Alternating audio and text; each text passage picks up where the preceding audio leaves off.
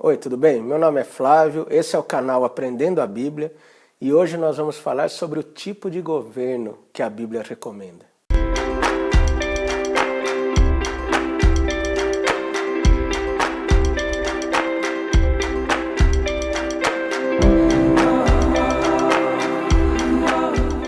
Estamos em época de eleição de prefeitos, vereadores, mas também estamos numa época de crises políticas, né? E a gente vai se assustando aí com os governos, as corrupções, as injustiças e às vezes até mesmo o modelo que os governos se baseiam.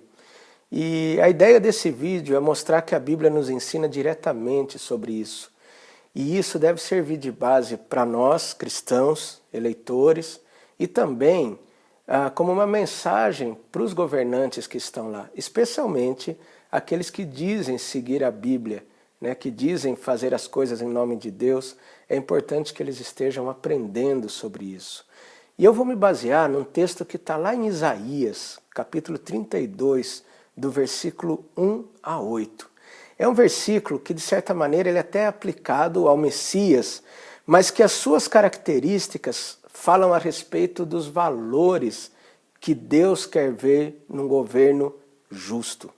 E ele diz assim, eis aí está que reinará um rei com justiça e em retidão governarão príncipes.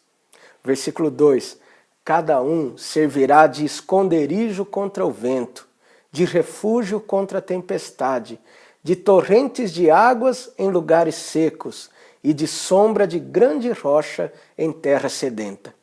Olha, é tão interessante esse versículo, até parece óbvio, mas o que ele está falando aqui das autoridades é que elas têm que servir para resolver o problema específico que o povo está passando. Por exemplo, em época de grande vento, é necessário que ela funcione como um esconderijo. Em época de tempestade, é importante que o governo seja um refúgio. Numa terra seca, é importante que o governo seja como torrentes de água. E num lugar sedento ou ensolarado, é necessário que seja uma grande rocha que faça sombra. Eu sei que parece óbvio e todo mundo fala disso, mas na prática não é o que a gente vê. Entretanto, é o que a Bíblia está ensinando. Puxa, veja qual é o problema e resolva. Às vezes eu fico até pensando, né, o que eles tentam tanto resolver que parece que os problemas que estão aí tão fáceis de ver não são solucionados. É muito importante que a justiça faça isso. Logo em seguida, ele fala de algumas coisas muito interessantes aí com relação às pessoas que são governadas por esses governantes. Olha que interessante. O versículo 3 diz assim, os olhos dos que veem não se ofuscarão, e os ouvidos dos que ouvem estarão atentos. Porque quando o governo quer entrar em injustiça e corrupção, o que ele faz é jogar uma cortina de fumaça para que não se veja o que realmente está acontecendo. E os olhos parece que ficam ofuscados, não é? Num governo justo, os olhos dos que veem não se ofuscarão, e os ouvidos dos que ouvem estarão atentos. Gente, a gente sabe bem como que o governo gosta, às vezes, de distrair a atenção do povo com outros assuntos menores, que de repente ganham aquela importância, mas que na verdade não dizem nada, e dessa maneira, as pessoas que estariam vendo o que está acontecendo têm os olhos ofuscados. E as pessoas que deveriam estar ouvindo não ficam atentos. Mas no governo justo, eles veem e eles ouvem. No versículo 4, ele diz assim, o coração dos temerários saberá compreender, e a língua dos gagos falará pronta e distintamente. Olha só, o coração dos temerários saberá compreender. Talvez você se sinta, e olha, muitos de nós nos sentimos perdidos, em dúvida. Não sabemos como entender a situação. É assim que nós nos sentimos. Mas ele está dizendo que num governo justo, até os temerários, ou seja, aqueles que estão meio perdidos, conseguirão compreender. E as línguas dos gagos, né, que é uma maneira de falar, aqueles que têm dificuldade de se pronunciar, ou que às vezes não tem nem voz, eles poderão falar pronta e distintamente. Agora, olha esse versículo 5. Ele diz assim: ao louco nunca mais se chamará nobre, e do fraudulento jamais se dirá que é magnânimo, porque o louco fala loucamente, e o seu coração obra o que é iníquo, para usar de impiedade e para proferir mentiras contra o Senhor, para deixar o faminto na ânsia da sua fome e fazer com que o sedento venha a ter falta de bebida. Também as armas do fraudulento são más. Ele maquina intrigas para arruinar os desvalidos com palavras falsas, ainda quando a causa do pobre é justa. Esses são os versículos 5 a 7. Gente, olha como que já era naquela época de Isaías e continua sendo hoje. Loucos são chamados de nobres. Fraudulentos, pessoas que fraudam a justiça, às vezes são vistos como pessoas magnânimas, pessoas que fazem as coisas pelos outros. Não, a Bíblia diz, louco é louco, fraudulento é fraudulento. Nunca chame um louco de nobre, nunca chame um fraudulento de magnânimo. E daí a Bíblia já rasga o verbo. O que o louco faz é falar loucamente. E o seu coração faz aquela obra que é iníqua, ou seja, que é errada, que promove desigualdade. E usa a impiedade para proferir mentiras até contra o Senhor. Gente, fala a verdade. Quanta gente está fazendo as coisas na política dizendo em nome de Deus, mas na verdade contrariam totalmente aquilo que Deus ensina. Isso é uma vergonha.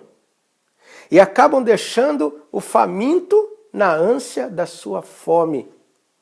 E acaba deixando o sedento com falta de bebida. Então não adianta passar a imagem de nobre, de magnânimo, ou mesmo ficar usando o nome de Deus em vão, se não vai realmente ajudar as pessoas que precisam.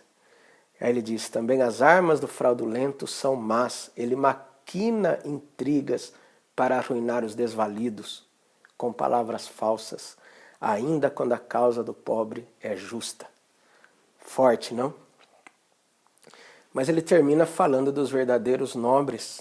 Nobres no melhor sentido da palavra, não de títulos, mas de honra, de justiça, de nobreza de coração. O versículo 8 diz, mas o nobre projeta coisas nobres, e na sua nobreza perseverará. Aquele que é realmente nobre, ou seja, honesto e justo, ele projeta coisas nobres. Ele busca coisas nobres e boas. Ele realmente vê, ele realmente pensa, ele sugere soluções. Ele leva a sério a sua função. Lembra aquela função que falamos no começo? De servir de abrigo contra o vento, de refúgio contra a tempestade. Ele leva isso a sério e ele trabalha por isso. E não apenas com palavras vazias, como faz o louco, mas com projetos que identificam os problemas e fazem as melhorias que forem possíveis e necessárias. Essas são as soluções e é isso que o nobre faz e é isso que Deus espera dos governos. E eu quero deixar essa mensagem sim para os governantes, para os candidatos cristãos que dizem seguir a palavra de Deus, para que sejam fiéis. E aos eleitores como eu, que tenhamos olhos, que tenhamos ouvidos e que tenhamos principalmente voz para conhecer o modo justo que Deus quer o governo e também lutar por isso. Ainda mais nós que vivemos numa democracia, não precisamos necessariamente estar no poder para lutarmos por justiça. Lutamos por justiça também baseados na Bíblia, porque isso faz parte da nossa missão.